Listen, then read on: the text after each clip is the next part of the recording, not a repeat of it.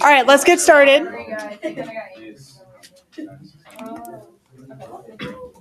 Okay, so we're going to talk about triangles today and how to find the area of triangles. Again, though, kind of like what we did with rectangles and parallelograms, more so parallelograms. We're going to talk about, like, where does this formula come from?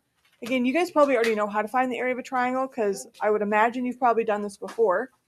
But let's go over how they got to the formula that we're going to be using for a triangle.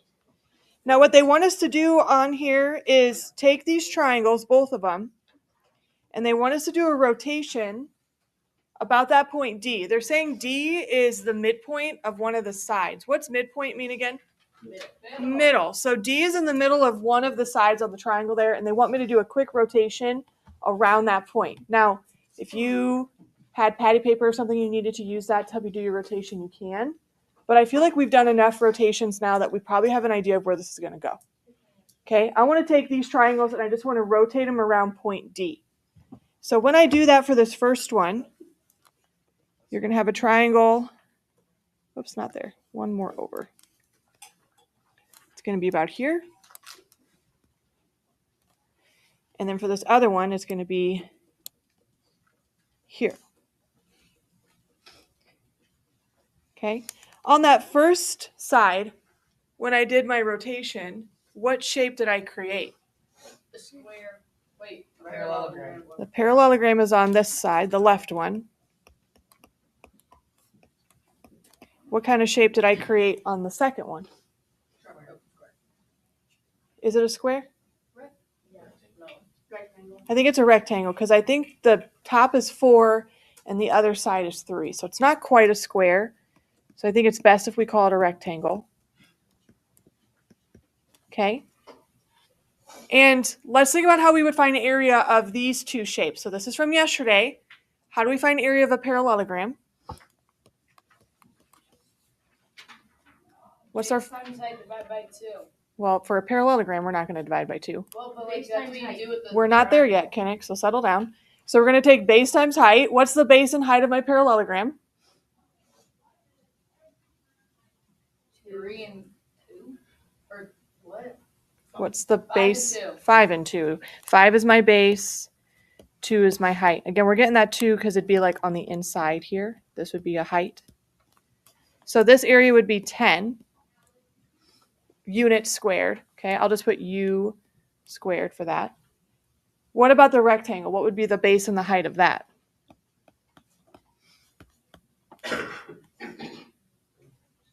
Three times 4 or 4 times 3. So what's the area of this one? 12. Again, units squared.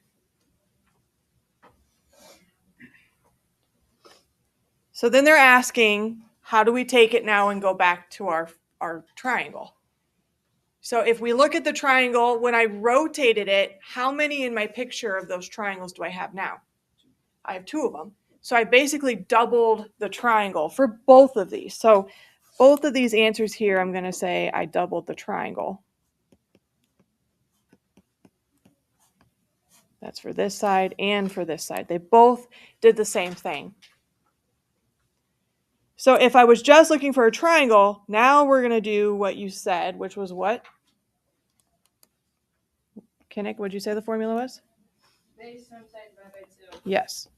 So if you're just trying to find the triangle, it's basically like finding the area of a parallelogram or a rectangle, but you're cutting it in half. Also think back to when we talked about all those quadrilaterals again from first semester.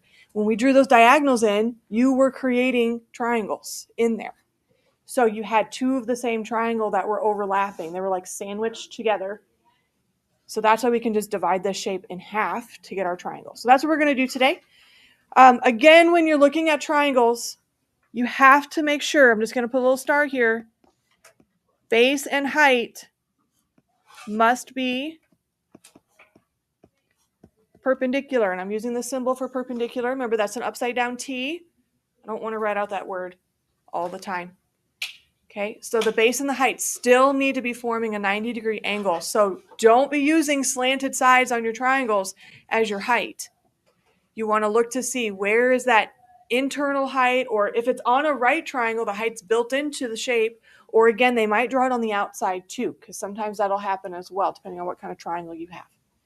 So let's take a look at these examples down below. I want to find the area of these three. What's my base and height of this first one? 5 and 9. Which is which? 5 is the height, 9 is the base.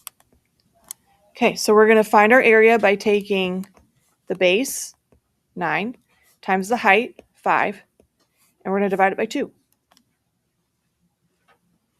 So this would be 45 divided by 2, which is what? 22 and a half. So I'm going to write 22.5, and what would be my label? Good, centimeters squared. Still label your answers. It's still area, so it should still all be squared. I'm not changing anything like that. Okay, that one's pretty cut and dry. Like they're giving you all the information. You don't have to go and find anything. Now we're going to look at some examples where maybe there's something missing. You would need to find that before we can actually do the area. So if you look at the second one here, what do you think that 12 is for? The base. No, it's the height. Could it be the base though, maybe? Yeah. Yeah. Where would the other side that we need be at? Like the adjacent one to it. So the one that also makes the 90-degree angle, right? So that adjacent side. So I'm going to put an X here because that's what I'm going to need. And we could call that the base or the height. It kind of depends on how you want to position the triangle. Like if we just flipped it upright, the 12 could be my base. But if we maybe do a rotation, then that 12 would be my height. Again, it doesn't really matter what you call what because you're multiplying them. So we can order those in any way we want and still get the same answer we're multiplying. Now to find this, though, we need to either use special right triangles because we do have a 30, 60, 90 triangle here. Or we could use sine, cosine, or tangent. Sine. You want to use sine? Yeah. Why sine? Because we're using the law of sines. Oh. I don't think we want to use law of sines because we only have an angle and a side. We wouldn't have enough to do law of sines. But you have another angle. The 90? Like the 9, the 6. Oh, I see. You're saying up here, the 30? Yeah. Okay. You could use law of sines. She's saying if you filled this in with 30, you guys could use law of sines. Would you want to use tangent? Yeah. If you didn't fill in the 30 and you only use what I had on the picture right now, would tangent be appropriate? Because if 60 is your reference angle, what sides do we have? Adjacent and opposite. Yeah, so this would be my adjacent side and this would be my opposite side. If you use law of sines or if you use the tangent property, it's probably going to get you the same answer. They're going to be really close here. If you use special right triangles too, you're going to get the same answer that I'm getting as well. If I use tangent, I'm probably going to have a decimal versus like something with a radical, which is fine. So if I set it up with tangent, how does that look? Tangent of what? 60 equals 12 over x. Do you guys remember how you solve something like this one? And then times by x on both. Yep. And then you divide by tangent. No, I don't know. No, you're right. Yeah.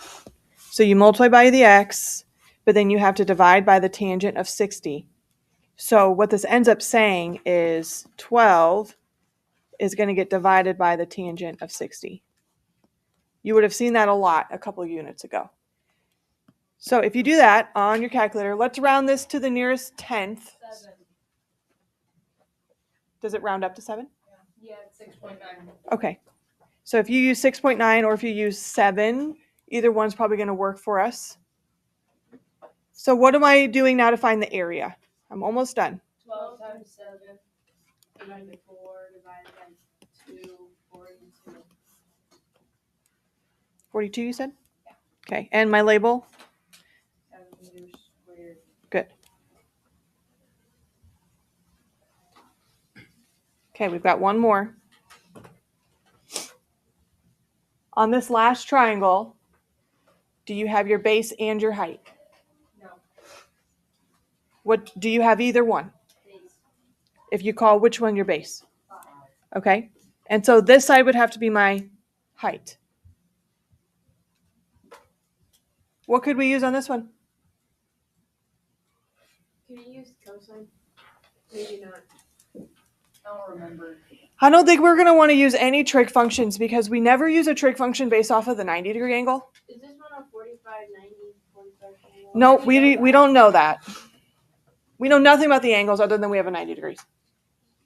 What can you use for the sides? What'd you say? I don't know what it's called, but it's like the 5, 12, 13. The 5, 12, 13 Pythagorean triple, right? This is one of those special things that we taught. I said you're going to see this one a lot, okay? If you thought I was kidding, I wasn't kidding. You're going to see 5, 12, 13 a ton. We saw it yesterday. We're seeing it today. So this side is going to equal 12 using Pythagorean's theorem. 5 squared plus 12 squared is going to equal 13 squared all the time. So your height is 12. So how would you find your area?